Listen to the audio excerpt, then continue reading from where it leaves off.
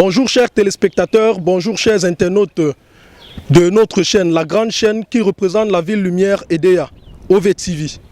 Vous êtes là aujourd'hui avec Romuald Bissaï, votre présentateur de cette émission vedette.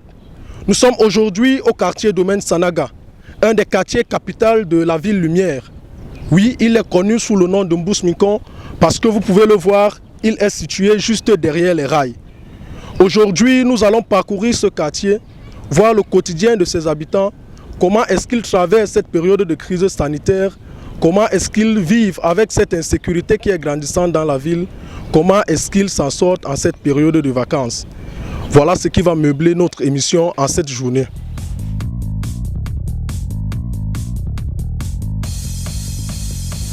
Comme toute institution normale, nous allons faire notre premier arrêt aujourd'hui chez le représentant du chef de quartier. Il est chef de bloc numéro 3 au quartier Domaine Sanaga. Il s'appelle M. Hion. Allons voir le chef de bloc.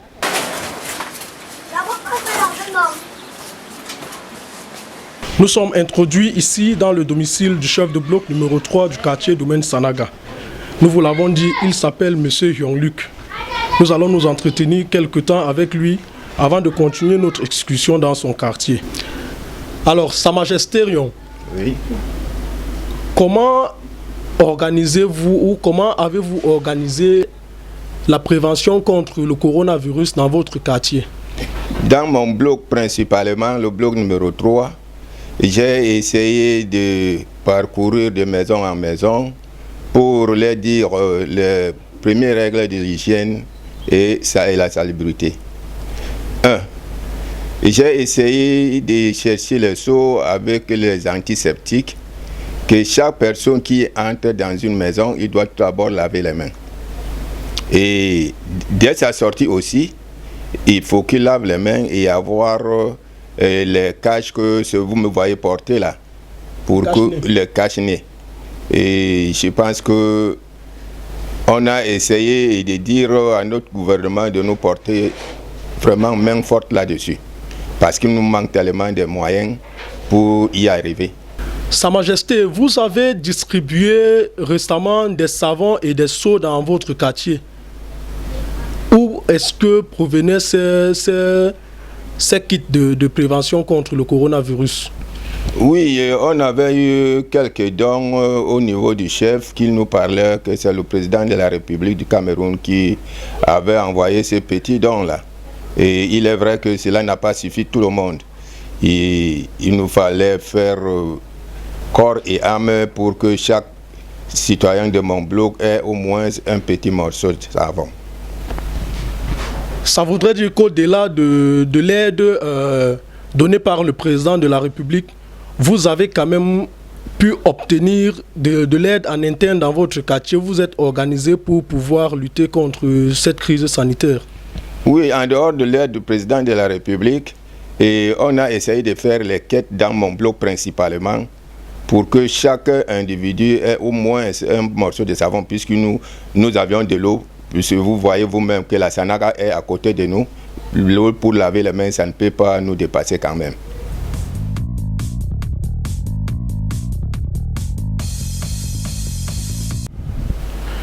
Quittons sur cette question de la crise sanitaire et arrivons à la situation sécuritaire de votre quartier. Il se dit que le quartier Domaine Sanaga et particulièrement le bloc 3 est vraiment instable au niveau de la sécurité. Que pouvez-vous dire par rapport à cette situation d'insécurité dans votre bloc? Oui, tout le temps, je me plains tout le temps au niveau de la hiérarchie, je veux dire qu'entre la police et la gendarmerie, puisque nous sommes tellement dans l'insécurité dans mon bloc, et il y a tellement le petit bandit, je ne peux même pas dire que les grands bandits. Il y a les petits bandits, les fumeurs de chanvre indiens et les arracheurs de sacs de femmes quand ils vont au marché, surtout dans la matinée, et en faisant les mauvais choses, en violents même en même temps. Donc nous sommes dans l'insécurité. La violence, la délinquance, le chanvre indien, ce sont ces outils qu'utilisent ces petits bandits comme vous les appelez.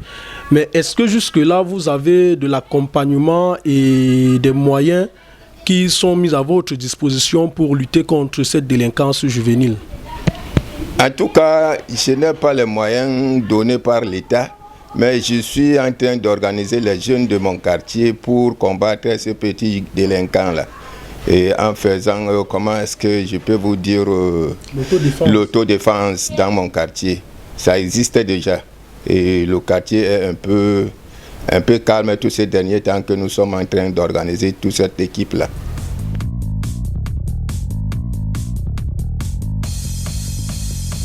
Récemment, il y a un bar qui a été cambriolé.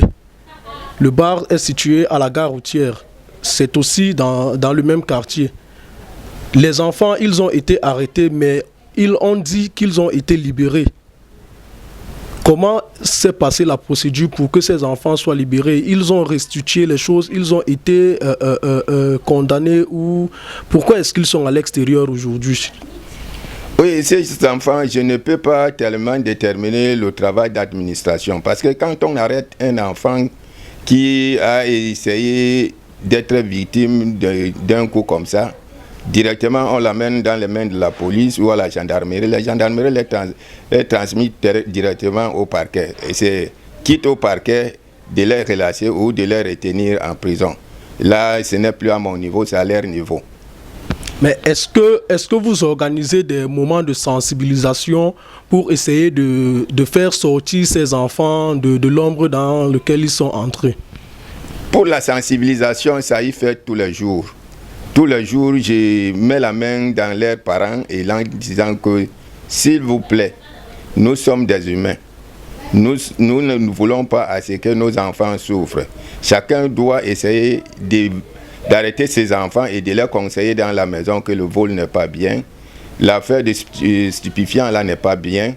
Donc il faut qu'ils arrêtent ça. Mon équipe est là dehors tout le temps et ils font des patrouilles comme, je peux dire, comme la police a l'habitude de faire lors des fêtes comme ça. Mon équipe fait des patrouilles et du moment où on les attrape, avant d'aller à la gendarmerie ou au commissariat de police, je mets la main d'abord sur les parents. Et quitte aux parents maintenant de me dire oui ou non. Parce que nous sommes toujours sur la sensibilisation. Mais je vous dis, directement, on risquerait de faire comme doit la faire actuellement. Si on arrête comme ça, on met le truc de la voiture, on met l'essence, on te brûle, on se fait justice nous-mêmes. On va commencer à le faire. Là, je suis très sûr que ça va arriver. Espérons que cela n'arrive pas.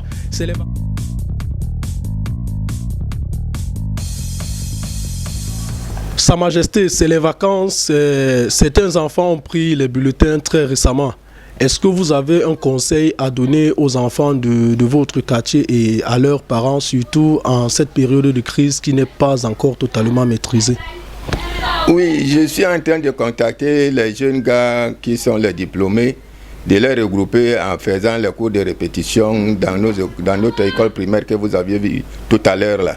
Et pour ça, c'est tout juste pour les contenir, pour qu'il n'y ait pas de vagabondage. Le vagabondage tout le temps, comme ça nous dérange, surtout les petites filles et ces petits garçons-là. Quand ils les laissent comme ça, c'est pas bon. C'est pas bon, il faut toujours les contenir. D'accord, merci beaucoup Sa Majesté et vivement que la sécurité revienne dans votre quartier.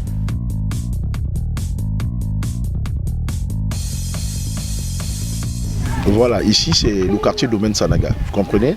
Moi je suis né dans ce quartier. Ce quartier comporte des différents blocs, vous comprenez un peu?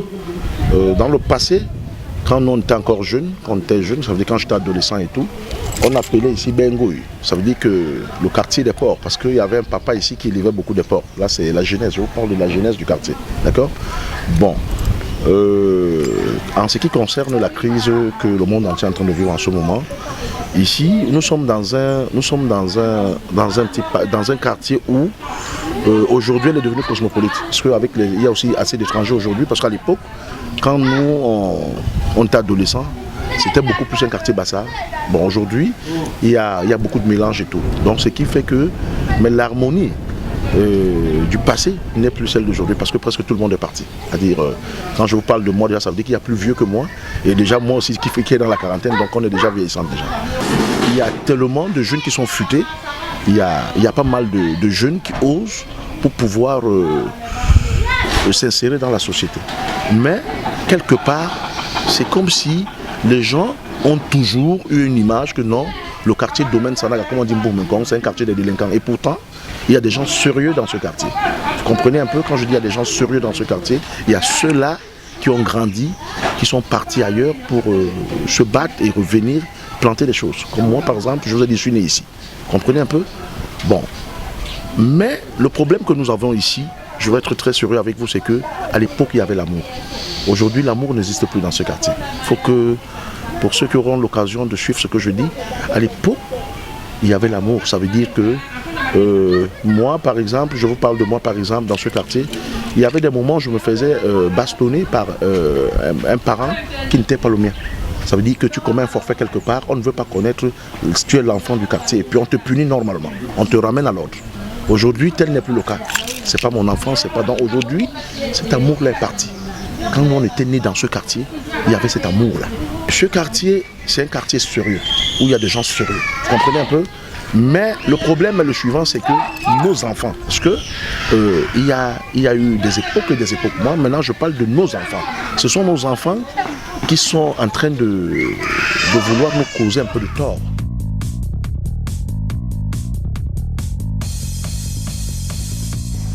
On a mis pour le coronavirus, il y a l'eau, il y a le savon. Les enfants sont épanouis de temps en temps pour le quartier. Le quartier est bien, mais on peut dire que c'est un chef de quartier parce que c'est mauvais. Question deuil, c'est pas normal. Depuis longtemps, le quartier a pris des longs, des larges. Même si le deuil tombe, on ne sait pas comment, ni suivre, ni comment faire.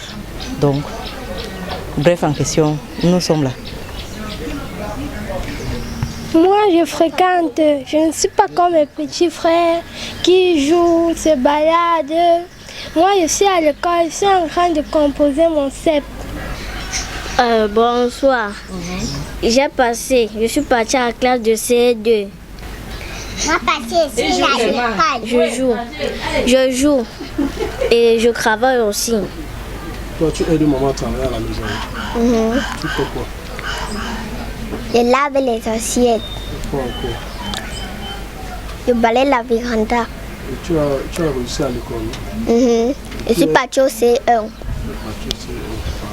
C'est là.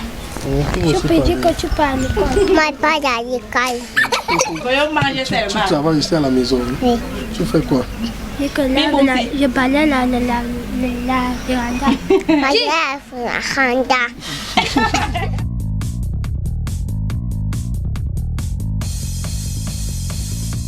Ainsi, nous venons de terminer notre parcours dans ce grand quartier. Il faut le rappeler, nous étions au quartier Domaine Sanaga, plus connu sous le nom de Mboumenkong, c'est-à-dire derrière les rails. Nous avons eu à prendre la température des habitants de ce quartier. Nous les avons promis de revenir. Et à vous, chers téléspectateurs, nous vous invitons à rester scotchés sur notre chaîne de télévision OVTV, la chaîne de la Ville Lumière. Nous vous invitons aussi à suivre nos différentes pages OVTV sur Facebook et Zéro Malheur. On se prend pour la prochaine émission.